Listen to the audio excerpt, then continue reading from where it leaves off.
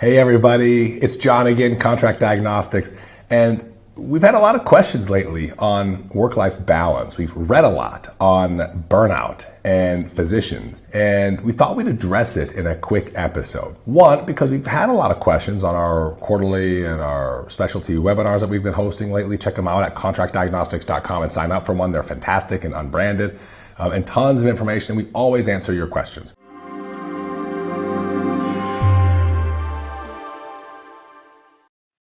And as we're getting this question a lot more, it's something that obviously is bubbling to the surface. We see lots of stuff in the press on burnout and about balancing life and about compensation and everything in between. And it also comes to head because we worked with a couple of physicians today, one who wasn't too concerned about the money. He wanted to work 3 days a week, maybe start out as 4 and go down to 3 inside of 6 to 10 months. Another physician was willing to take a position that got less money, but they, as cardiothoracic surgeons, were going to have 11 weeks of vacation per year. And it was still very, very good money. Another physician that I talked with was looking at the potential to renegotiate his contract, but he didn't know if he should because he didn't want them to take away the vacation because he felt it was the top 99th percentile of vacation for his specialty. And I agreed with him at 12 weeks. So work-life balance is becoming more and more popular. And I feel if it's something that's important to you, those expectations should be had up front. Have a conversation with the employer on what you want to do for the schedule. Understand that it probably will hit your compensation. Those things should definitely be documented because the last thing we would want is for a physician to jump into a position and have expectations on, 3 days a week, but it's not documented. And it mentions you work full time on a schedule according to the employer. And they put you on a schedule that's 5 days a week in a remote location and you have no control over it. So anything that you do discuss regarding work-life balance should be put in the contract. Call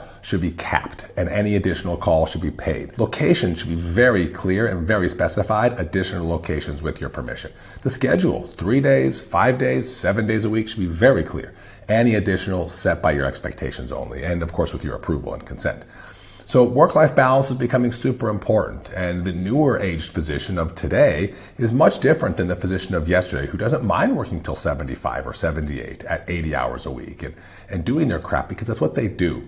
And today's physicians, although I feel no more or less dedicated, just look at life differently. So again, as you approach your contract and your communications with your potential future employer, let's be clear up front on what your expectations are for work-life balance. If it's working a ton, fantastic. Make sure the contract reflects your ability to work more and earn accordingly. If it's work-life balance and you want to work less or take more time off, let's have that conversation and make sure the contract reflects those expectations as well. Because the last thing you want to do is get stuck in a position working too much and you fall in and you're a statistic about being burned out and about needing counseling and help.